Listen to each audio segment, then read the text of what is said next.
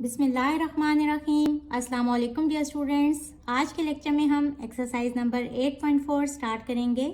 Lecture start करने से पहले वो स्टूडेंट्स जिन्होंने अभी तक मेरे चैनल को सब्सक्राइब नहीं किया उनसे रिक्वेस्ट है कि जल्दी से मेरे चैनल को सब्सक्राइब कर दें और अपने फ्रेंड्स एंड फैमिली के साथ मेरे चैनल को शेयर भी कर दें।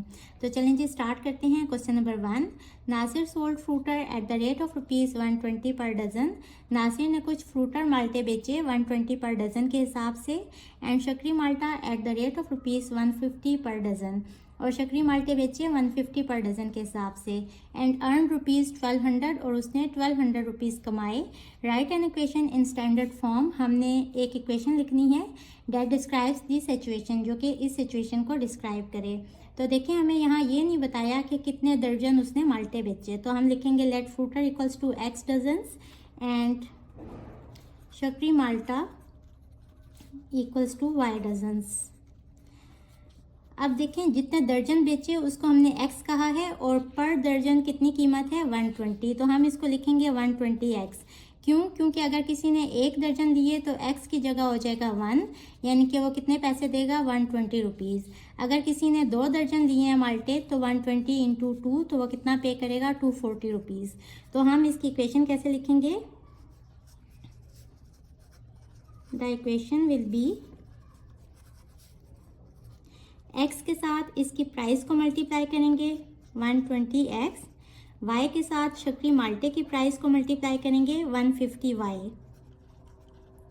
और उसने पैसे कितने कमाए 1200 रुपीज़। ये इक्वेशन आ गई। इसको अब हम सिंप्लीफाई कर लेंगे।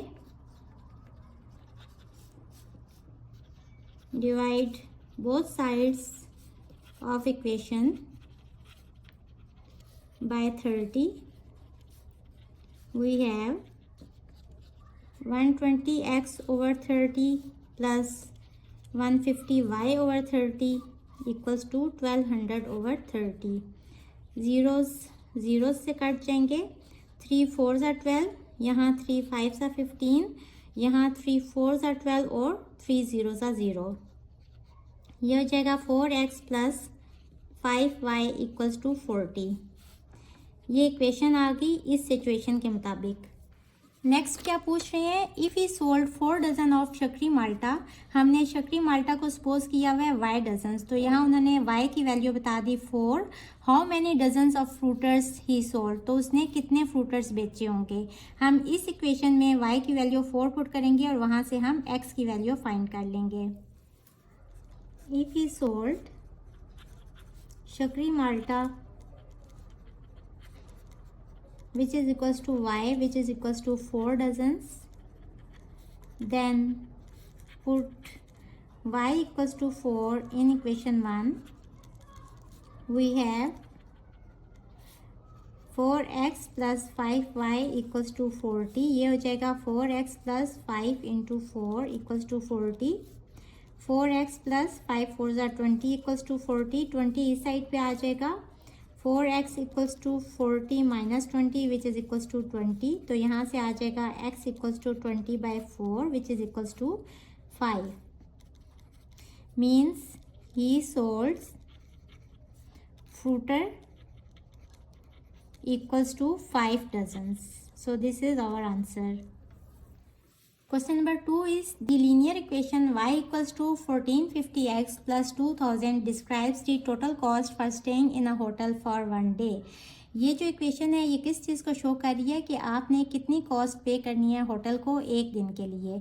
अब इसमें 2000 क्या है? 2000 is the rent of the room for maximum 8 people. एक रूम का रेंट है जो कि मैक्सिमम 8 पीपल यहाँ स्टे कर सकते हैं। And ₹1450 is the food cost per person. 1450 क्या है? एक बंदे के खाने के पैसे, यानी कि अगर 2 बंदे होंगे तो 1450 इंटू 2, 3 बंदे होंगे तो 1450 इंटू 3, और वहाँ से आपको पता चल जाएगा कि आपने कितनी कॉस्ट पे करनी है। अब हमने इसके फर्स्ट पार्ट में क्या बताना है? Find the cost paid to the hotel, कि कितने पैसे होटल को पे करने हैं। If a group of 7 people stays for 1 day, अगर 7 लोग होटल में स्टे कर रहे हैं एक दिन के लिए, तो इक्वेशन तो यही यूज़ होगी क्योंकि मैक्सिमम 8 पीपल के लिए ये इक्वेशन है। तो हम लिखेंगे y equals to 1450x plus 2000 और यहाँ x कितना गिवन है 7। Put x equals to 7 in above equation, we have y equals to 1450 into 7 plus 2000, ये आ जाएगा 11,150 प्लस 2000 10,000, और ये हो जाएगा 12,150 rupees. 12,150 rupees should be paid to the hotel if a group of 7 people stays for 1 day. इसका second part है, how many people can stay in the hotel for rupees 13,600 for 1 day. Equation लिख लेते हैं, y equals to 1450x plus 2000. अब x क्या था, number of persons, और y क्या था, टोटल कॉस्ट. तो यहाँ टोटल कॉस्ट गिवन है और हमने x फाइंड करना है, यानी कि how many people can stay in the hotel. Put y equals to 13,600 in above equation. We have 13,600 यहाँ आ जाएगा इक्वल्स टू 1450x प्लस 2000. 2000 को इस साइड पे ले आएंगे तो ये माइनस हो जाएगा.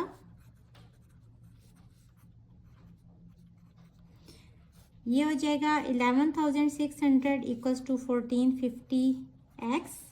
यहाँ से x कितना आ जाएगा, 11,600 डिवाइडेड बाय 1450. सिंप्लीफाई करेंगे तो 8.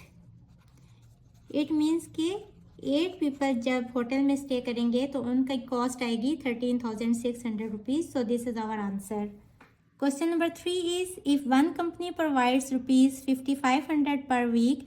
अगर एक कंपनी सैलरी दे रही है 5,500 पर वीक के हिसाब से, along with extra bonus of rupees 700, और साथ में एक्स्ट्रा बोनस भी पे कर रही है 700 rupees, and the other offers rupees 800 per day. और एक और कंपनी है जो कि 800 पर डे के हिसाब से सैलरी दे रही है. Convert the data into linear equation. तो हमने इस डाटा को लीनियर इक्वेशन की फॉर्म में लिखना है. And tell which is better deal for 2 weeks. और हमने बताना है कि कौन सी कंपनी जो है वो अच्छा पे कर रही है. हम सपोज कर लेते हैं टोटल अमाउंट जो कि सैलरी दे रही है y के इक्वल, और वीक्स कर लेते हैं x के इक्वल. अब इक्वेशन क्या बनेगी, टोटल अमाउंट y इक्वल्स हो जाएगी 5,500 पर वीक है, और वीक के लिए हमने x लिखा है तो 5,500x प्लस एक्स्ट्रा बोनस कितना है 700. तो ये लीनियर इक्वेशन आ गई. अब हमने पैसे फाइंड करने हैं for 2 weeks.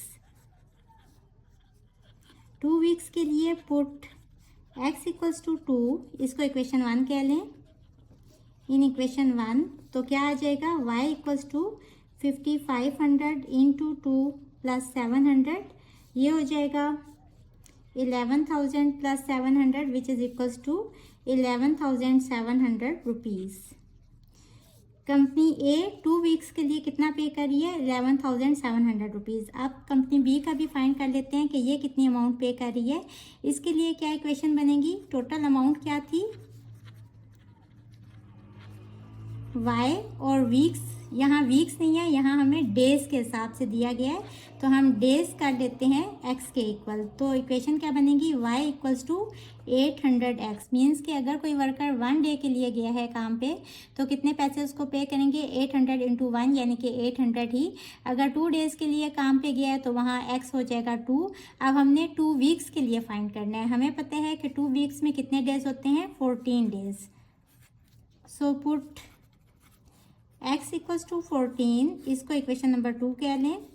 In equation 2 we have, ये हो जाएगा y equals to 800 into 14 which is equals to 11,200 rupees. अब हमने क्या बताना था कि कौन सी कंपनी का पे पैकेज ज़्यादा अच्छा है. तो company A pays more than company B. So this is our answer.